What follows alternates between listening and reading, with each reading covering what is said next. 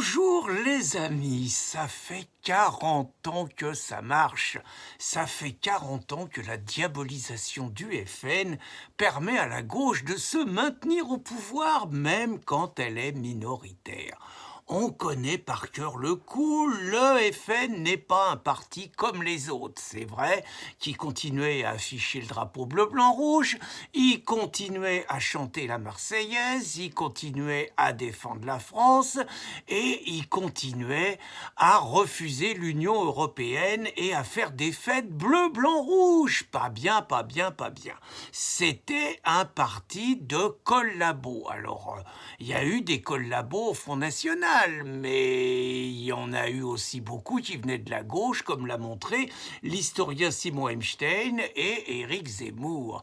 Il y avait dans ce parti des gens qui avaient été combattre avec les nazis sur le front de l'Est. C'est vrai, mais la majorité des résistants du Front National, des militants du Front National à la fondation de 1972, donc la majorité des fondateurs avaient été des résistants comme Roger Olindre. Il n'empêche que des générations entières de gauchos ont défilé dans les rues de Paris au cri de F comme fasciste et N comme nazi. Et puis les journaleux ici sont mis aussi. Alors les journaleux, eux, oh là là, quand ils interviewaient Jean-Marie Le Pen, que des interviews agressives, sans arrêt des attaques, sans arrêt des agressions verbales. Et puis le vieux, à l'époque, il avait du répondant, il se laissait pas faire.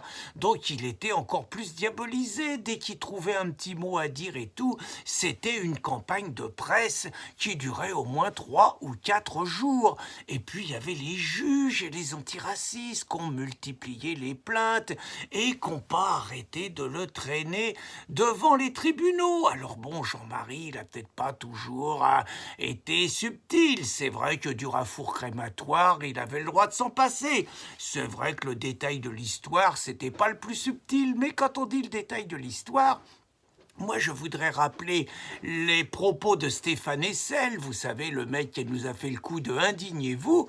Je voulais rappeler les propos de Stéphane Hessel qui expliquait sur ce qu'il appelle l'occupation de la Palestine par Israël, que ce qu'il appelle, que cette occupation avait été autrement plus violente que l'occupation allemande de la France. Je laisse entendre si ces propos avaient été tenus par Jean-Marie Le Pen ou par un membre du Front National, ce qu'on aurait entendu de la part des associations juives, anciens combattants, la gauche et tout, on n'a jamais rien entendu contre Stéphane Hessel, juste pour montrer l'ampleur quand même des coups tordus. Les coups tordus, naturellement, ils se sont pris Carpentras, un coup monté de Pierre Jox, ils se sont pris le noyer de Paris un 1er mai où en dehors de leur cortège, paraît-il que Desquines aurait poussé un malheureux maghrébin à la flotte et naturellement il s'est noyé et naturellement ça a été amalgamé au FN. À mon avis, une belle opération de police. Toujours est-il que tout ça a contribué à ce que la droite se voyait interdire toute alliance avec ce qui était également un pan de la droite, c'est-à-dire que Mitterrand avait décidé avec qui la droite pouvait s'allier et avec qui elle ne pouvait pas s'allier. Et les courageux, parce qu'il fallait l'être, qui osaient transgresser cet interdit, par exemple lors des régionales, je crois que c'était en 86 ou 88, je sais plus, mais lors des régionales, vous avez 5 régions où tout naturellement, la droite, le RPR s'est allié avec des mecs du FN pour avoir la majorité. Qu'est-ce qu'ils ont pris? Manif, indignité nationale, fin de leur carrière, alors que dans le même temps, toute la gauche, tranquillement, se frisait les moustaches et le PS pouvait se permettre de s'allier des radicaux de gauche à l'extrême gauche en passant par le Parti communiste qui avait quand même été pendant toute son histoire un agent de l'étranger, mouillé quand même dans le pacte germano-soviétique, mouillé dans un ensemble de sabotage contre l'armée française, mais là, il n'y avait pas de problème, on avait le droit. Le cordon sanitaire, il était réservé seulement qu'à l'extrême droite, puisque la droite patriote, la droite nationale, ça s'appelait l'extrême droite pour mieux la diaboliser.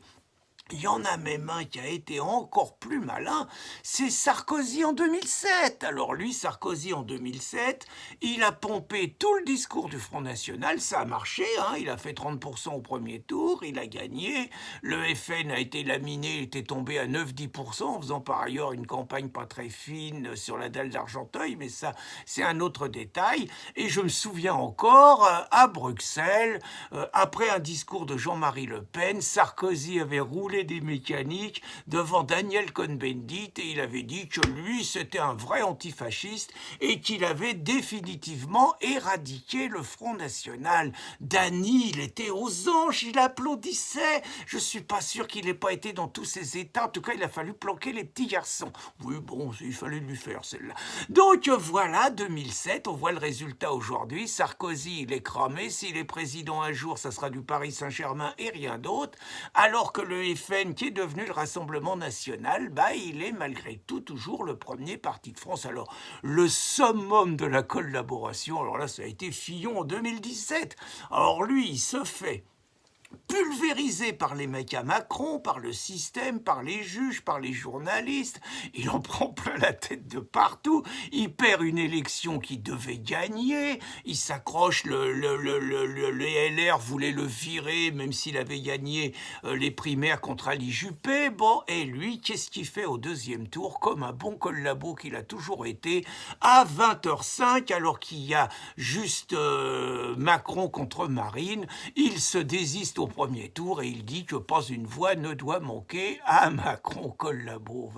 Et donc, c'est dans ce contexte qu'au lendemain des européennes, où ils se sont fait laminer la tranche, parce que comment vous voulez comprendre, vous avez Wauquiez, il fait du Sarkozy, il pompe 80% du discours du FN, il dit qu'il est d'accord pratiquement sur tout, et la conclusion qu'il attire, c'est qu'il n'y aura jamais d'alliance avec le FN et qu'il préfère Macron que le FN. Autrement dit, une stratégie complètement perdante. Résultat, bien évidemment, c'est du 8%, malgré Bellamy, qui n'a pas été le plus mauvais, parce que les gens comprennent rien, c'est du 8%, en plus tout l'électorat catho qui va chez Macron. Résultat, LR est à l'agonie, tout le monde tombe sur Wauquiez qui est accusé d'avoir été trop droitier et faut aller vers le centre, et aujourd'hui ou hier, je sais plus, la porte-parole de LR, une nommée Laurence Saillet, glapit qu'il n'y aura jamais d'alliance entre LR et RN. Eh bien, vous ne ferez jamais d'alliance, vous êtes donc condamné soit à crever, soit à vous prostituer auprès de Macron, mais dans les deux cas, vous êtes mort et ça fera pleurer personne. Bonne journée les amis.